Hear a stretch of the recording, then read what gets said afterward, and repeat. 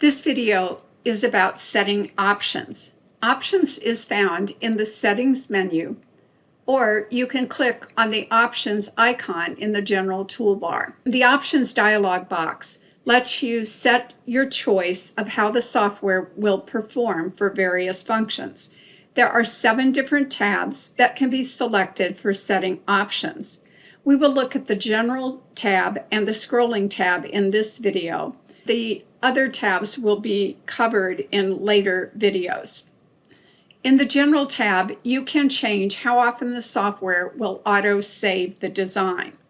The default setting is 10 minutes. You can also show tool names or show large icons. It is a good idea for new users to activate Show Tool Names because it will help you learn the icons. When a digitizing tool is selected, the pointer position will display in the status bar at the bottom of your design screen.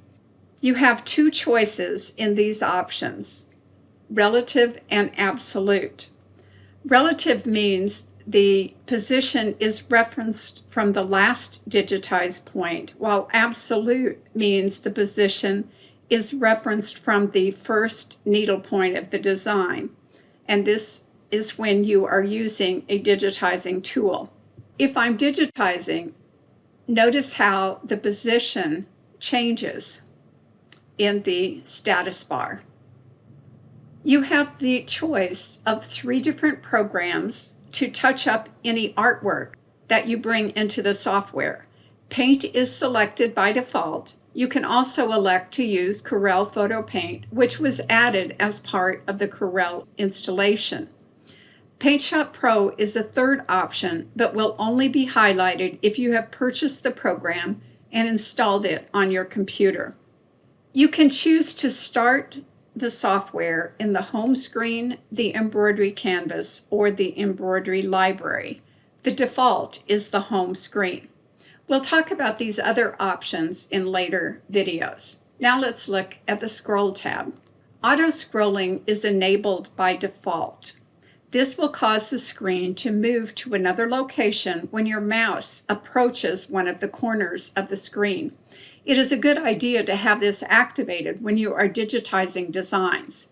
If you are a new user, then you may wish to uncheck this option. You can also change how the pointer will react.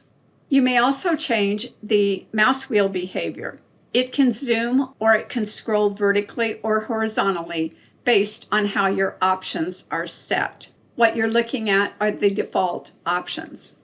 To make your changes, just click OK. Options will remain from design to design unless you go back into the dialog box and change them, or unless you revert the software to default settings. To see how auto scroll works, if I have a digitizing tool selected and then click on the screen, you see how the screen moves as I move my mouse.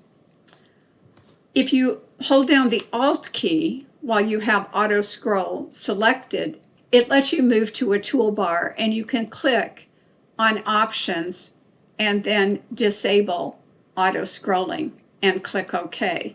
Now when the mouse moves, the screen will not bounce to a new location.